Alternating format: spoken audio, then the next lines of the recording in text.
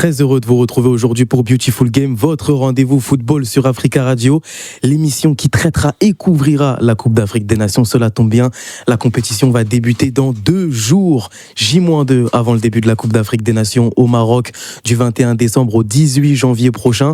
Et comme d'habitude, pour m'accompagner dans cette émission, mes 2 acolytes, Abdullah et Timothée, comment ça va ? Super, et toi ? Ça va très bien, et toi ? Ça va très très bien, toujours un plaisir de vous avoir dans cette émission. Et encore une fois, on a un invité qui nous fait l'honneur d'être présent avec nous pour Beautiful Game sur Africa Radio. Mansour Loum est avec nous, journaliste chez Sport News Africa. Comment ça va ? Bonjour Sorakata, ça va très très bien. Bonjour aussi les gars. Bonjour à toi. Salut. Un grand merci à Mansour d'avoir été présent avec nous et d'avoir accepté cette invitation pour participer à Beautiful Game. Pour ceux qui nous écoutent en direct ou pour ceux qui nous écoutent en podcast ou sur la chaîne YouTube d'Africa Radio, on va avoir 2 sujets en attendant le petit à petit que ça monte en ébullition, que la sauce prenne avant le début de la Coupe d'Afrique des Nations au Maroc. On va parler du Sénégal. Est-ce que le Sénégal est le grand favori de la Coupe d'Afrique des Nations ? Il y a un petit sourire de Mansour Loum quand j'ai posé cette question. Et le deuxième sujet, une sorte un petit peu de prédiction, de jeu, de pronostic. Qui va remporter la CAN ? Bah oui, c'est important. On veut savoir qui va remporter cette compétition. Et on va commencer sans plus tarder. Pour cette émission, on va parler du Sénégal. Le Sénégal est-il le grand favori de la Coupe d'Afrique des Nations ? C'est la question qu'on va se poser aujourd'hui. On rappelle vis-à-vis du Sénégal qui a été éliminé en 8e de finale de la dernière Coupe d'Afrique des Nations en Côte d'Ivoire en 2024 au tir au but face aux éléphants, alors qu'ils ont été jugés comme là aussi favoris après avoir remporté la Coupe d'Afrique des Nations 2021 au Cameroun. Je vais commencer avec toi, Mansour, après la liste qui a été annoncée par Pape Thiaw. Est-ce que sur le papier, on n'aurait pas la meilleure équipe de la compétition ? J'ai envie de te répondre avec un poncif en te disant c'est le terrain qui va le déterminer. Après, c'est vrai que quand on regarde cette liste, il y a quand même beaucoup de qualités qu'on ne retrouve pas forcément dans d'autres équipes. Et puis surtout, on a des joueurs d'expérience à toutes les lignes. Il y a encore beaucoup de joueurs qui ont été sacrés champions d'Afrique au Cameroun qui sont encore là. Donc, il y a vraiment un groupe qui mêle expérience, talent et jeunesse. Et c'est plutôt un beau mélange quand on va aller loin dans la compétition.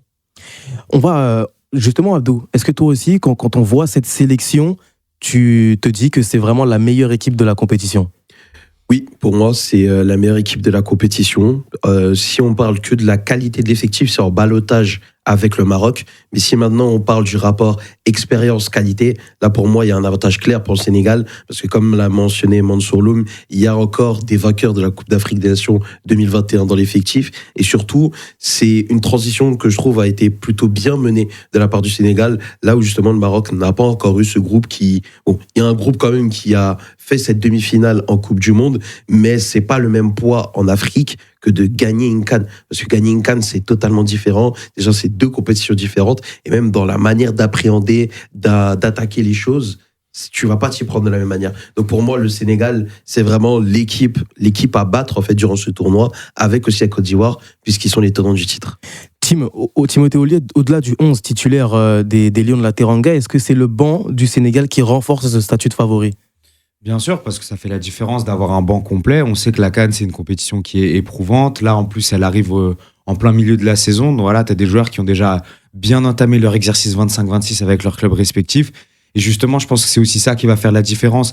Ça va être de pouvoir faire entrer les bons éléments au bon moment, dans des moments cruciaux lors de la compétition, que ce soit en phase de poule et même par la suite dans les matchs à élimination directe. Et quand tu vois la liste au global, pas que le 11 titulaire, mais vraiment la liste sélectionné pour cette CAN du côté du Sénégal, il n'y a aucune faiblesse. Toutes les lignes, tu as des cadres, mais tu as aussi des jeunes qui sont en train d'exploser. Tu as des joueurs d'expérience, Mansour l'a rappelé, tu as pas mal aussi de champions d'il y a 4 ans. Donc ça, forcément, pour former un groupe homogène et stable, que ce soit sur le terrain et dans le vestiaire, c'est très important. Donc honnêtement, je ne vois pas pourquoi ce groupe ne serait pas l'une des plus grosses équipes de la CAN. Et bien sûr que le banc en fait partie. Le Sénégal, c'est vraiment toutes les lignes et pratiquement tous les postes top 5 Afrique, top 5 continental, minimum. Largement. Et donc là, vraiment, c'est étourdissant quand tu regardes les noms qu'il y a dedans. Mansour, est-ce que tu es d'accord quand Tim dit qu'il n'y a aucune faille chez les Lions de la Teranga ?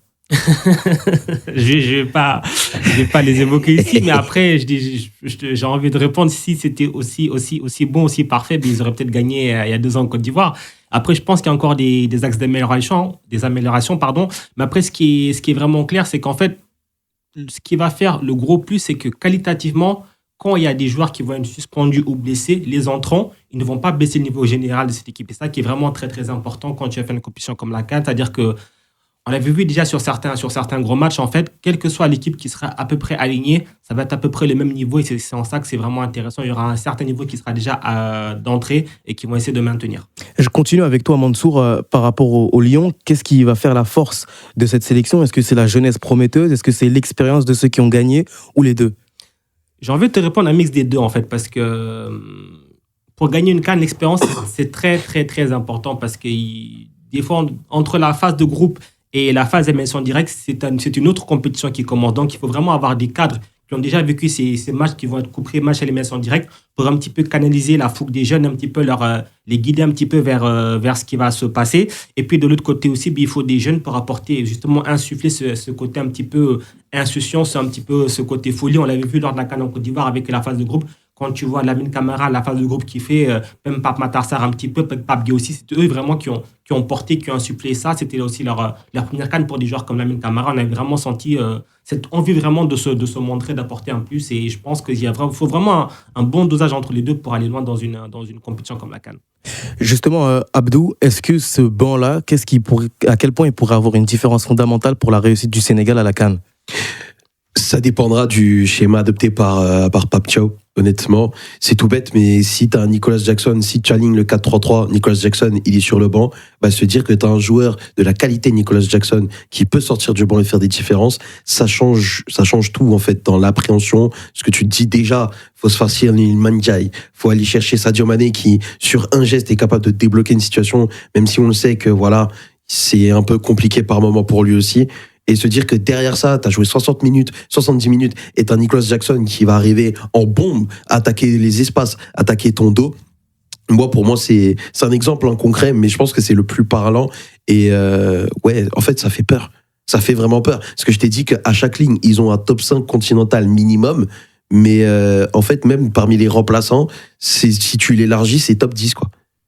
Top 10 ? Ouais. Au monde ou sur le top 10 continental. Vraiment, on reste dans le cadre continental. Après, pour certains joueurs, on peut vraiment parler de top 5, top 10 au monde. Mais vraiment, dans le cadre du continent, le Sénégal, ça fait très, très peur. Timothée, avec tout ce qu'on a dit vis-à-vis des hommes de Pape Thiaw, est-ce qu'on est sur le grand favori de la compétition ? Le grand favori, je sais pas, parce que je pense qu'il faut quand même pas oublier le Maroc. Mais si on devait retenir que deux équipes, oui, ce serait et le Maroc et les Lions de la Teranga. Parce que le Sénégal, je pense qu'ils sont arrivés à maturité. Ils ont eu l'échec de 2024 qui, à mon avis, est resté dans les têtes, mais de manière positive. Ça va donner de la fougue et la rage de vaincre à cette équipe. Et justement, on vient de le dire, le groupe est parfaitement équilibré. Tu as de la jeunesse, tu as de l'expérience, tu as des joueurs aussi qui ont faim de se montrer. Tu vois, par exemple, un Iliman Ndiaye sort, tu fais rentrer un Ismaïla Sarr, t'es pas perdant au change. Et justement, un joueur déjà établi comme Ismaïla Sarr va vouloir montrer que justement, il mérite plus de minutes. Et c'est cette compétitivité qui est interne au groupe du Sénégal qui peut aussi, je pense, les mener très très loin, qui en fait le gros favori avec le Maroc pour répondre à ta question. Mansour, justement, qu'est-ce qu'il y a de différent par rapport à ce Sénégal-là 2025 de mieux que le Sénégal 2024 ? Le groupe est plus complet. À toutes les lignes, je veux dire, même quand tu prends les gardiens, le numéro 2, c'est Yehvan Diouf, le numéro 3, c'est Murillo, c'est complet. Tous les postes sont doublés. Ça, c'est vraiment important. On le répétera autant qu'il faut, mais c'est très, très important pour les compétitions de ce genre-là, parce qu'entre les suspensions et les blessures, tu n'es jamais à l'abri de perdre ton titulaire. Et donc, ça, c'est très, très important. Et puis, surtout, aussi, il y a une différence. Je ne dirais pas un côté revanchard, mais je pense qu'ils ont retenu la leçon de 2024, de 2024, c'est ça, oui, pardon. Oui, En fait, quand on tient l'adversaire, qu'on a dans sa main, il faut le tuer. En fait, il ne faut pas le laisser en vie. Et je pense que c'est vraiment ça qui va faire la différence. Il y a vraiment une envie de cette fois-ci de venir dire, écoute, on va venir, on va jouer, on va gagner sans se faire peur. Abdou, comment éviter les erreurs de 2024, justement ? C'est une bonne question que tu poses là. Honnêtement, en fait, le truc, c'est que je trouve que le Sénégal, sur leur dernière CAN, ils n'avaient pas fait tant d'erreurs que ça, finalement. Ça se joue sur un match, c'est une séance de penalty, il n'y a eu qu'une seule erreur, c'était Moussa Niakhaté. C'est compliqué. En vrai, c'est difficile de se dire le Sénégal doit progresser. Tu peux parler peut-être des jeunes, d'un Ibrahim Baye qui arrive et qui va découvrir la sélection, qui va découvrir la Coupe d'Afrique des Nations. Mais honnêtement, je Peut-être pense un apprentissage mental où tu vas peut-être mieux aborder cette Coupe d'Afrique des Nationales, notamment dans les matchs coup près. il a dit, à part le fait que tu sois plus tueur, peut-être être resté focus 90 minutes, parce que quand tu intègres un peu de jeunesse aussi, il faut que tes jeunes éléments ou tes éléments qui étaient remplaçants pendant la CAN 2023 et qui sont là, le seront, je pense à un Iliman Ndiaye, qu'il soit capable d'être constant sur 90 minutes.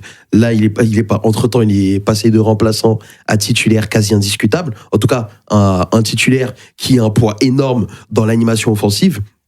Là, il doit prouver qu'il a 25 ans, ça y est, il est prêt, il est mature et il est prêt à assurer la relève d'un Sadio Mané. Et pour moi, cette compétition, sans vouloir chasser Sadio Mané, mais il faut qu'à la fin de la compétition, on puisse se dire, OK, le Sénégal peut exister sans Sadio Mané si, au moment où il est moins bon, les autres, ils arrivent à se sublimer pour prendre le relais.